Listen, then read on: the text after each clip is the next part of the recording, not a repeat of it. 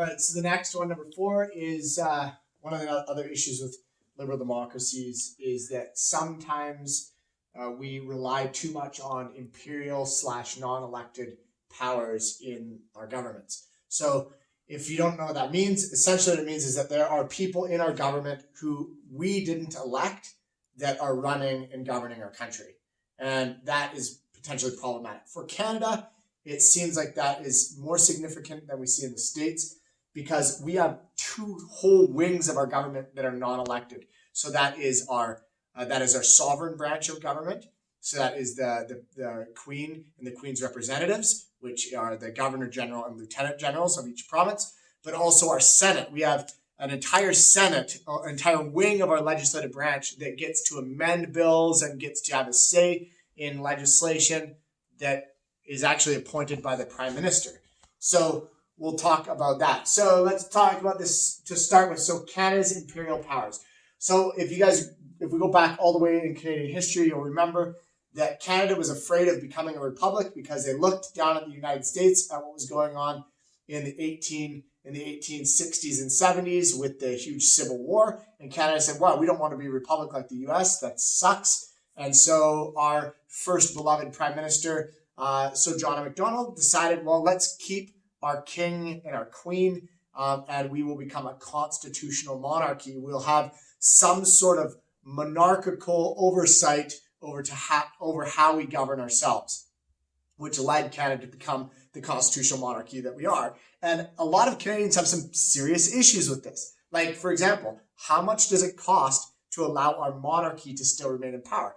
Like, for example, a Governor General who is supposed to represent the Queen is appointed by the Prime Minister, and there is a vast amounts of tax dollars is used to keep that Governor General in a nice home and flying around the country and representing our people. Like, for example, our current Governor General, Julie Payette, she was concerned about the security of her mansion in Ottawa, and so she demanded that the Canadian government spend vast amounts of dollars recreating a new security detail and new cameras and security systems. She has been our Governor General for 3 years. She's still not even living in the Governor General's mansion. She's still living in some apartment somewhere. So we're paying a double mortgage here. So that's kind of an issue with the Governor General. And what do they even do? Really, they sign documents. They allegedly are a commander in chief. We have all these kind of ceremonial practices that cost us lots of money. Really, is that what we should be investing in? Is this kind of an old broken system that we are still committed to? Does the Queen or should the Queen really have any say on how Canada governs itself as an independent state? So that's kind of the first big question, and there are some movements that want to move away from that and more towards a Canadian republic as opposed to a constitutional monarchy. The second thing is an issue with our non-elected Senate. So in Canada, we have 150 senators, I believe, 150 senators, and each of these senators is appointed by the Prime Minister when there's a vacancy. So you can be a senator up to the age of 75. Once you're too old, they kick you out. They say, well, you're useless to us now. But when there's a vacancy in a seat, the Prime Minister gets to choose someone that fills that vacancy. Historically, those that chose to fill that vacancy were just like good Canadians, people that have a strong education, had a background in politics, maybe were a former MP. But what has happened now is that this has almost become something that's become partisanship. What I mean by that is that the Senate is supposed to be non-partisan, meaning they're not supposed to be affiliated with any specific political party. The job of the Senate is to be a representative of minority groups. As you guys understand, in a democracy, there's always a fear that the voice of the minorities won't be heard, like our Indigenous people or the rights of immigrants or whatever it is, whatever the minority is.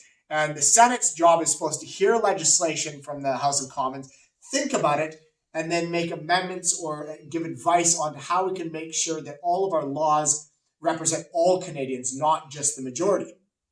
But recently, it has become very much a partisan position. So the Conservatives are trying to stack the Senate with more conservative-minded people, and the Liberals are trying to stack the Senate with more liberal-minded people, so that when legislation is going and being passed through the Senate, that it passes more fluidly for the party in power. So that's not at all what it was intended to be. Plus, the first big issue with the non-elected Senate is the cost associated. These are pensions of people that will pay for the remainder of their lives. They get a very reasonable salary. They get places to live. Also, we pay for their mortgages if they have to move from their hometown to live in Ottawa. And this could also lead to things like corruption. An example of this is a huge trial a number of years ago with a senator named Mike Duffy, who allegedly said that, well, my home is in PEI, even though he was actually living in Ottawa. My home is in PEI, so I'm going to have the government pay for my mortgage out there, even though that's not his primary residence. It was his vacation home. So that's kind of an issue with that.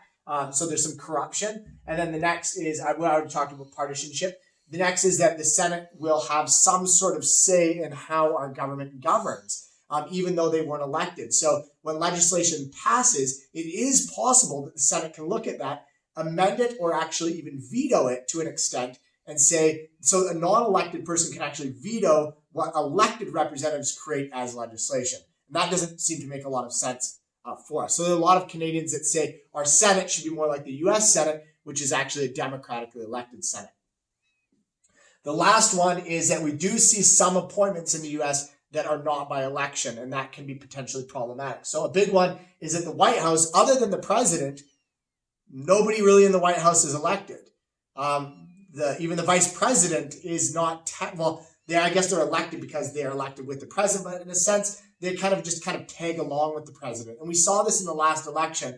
So the new vice president, Kamala Harris, thank you. I don't know what happened to my brain. I was thinking about Amy Coney Barrett.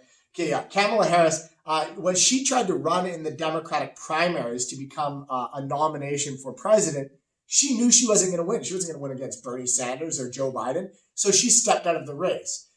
The thing is, the Democratic Party loves her because she tends to sit more on the left and tends to kind of really fit within the kind of party solidarity or the party discipline of the Democratic Party. And so they really wanted her in some sort of position of power.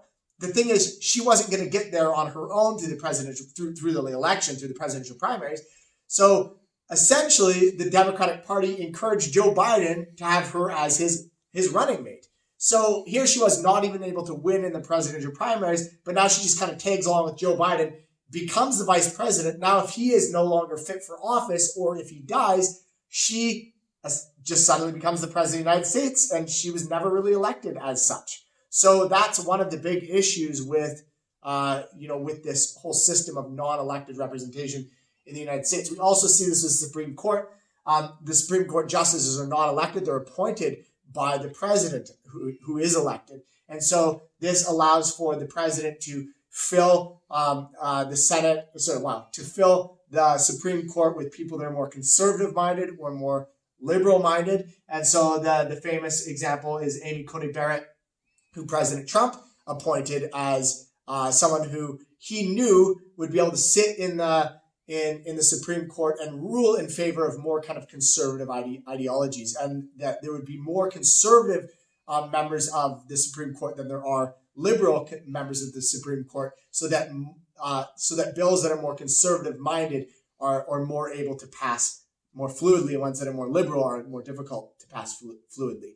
So this is one of the big issues of liberal democracy, is that both in Canadian politics and in American politics, we see non-elected representatives representing our country and representing our people that we didn't choose on our own. They were people that were appointed by governments and have deep-rooted partisanships. So that's kind of the next one.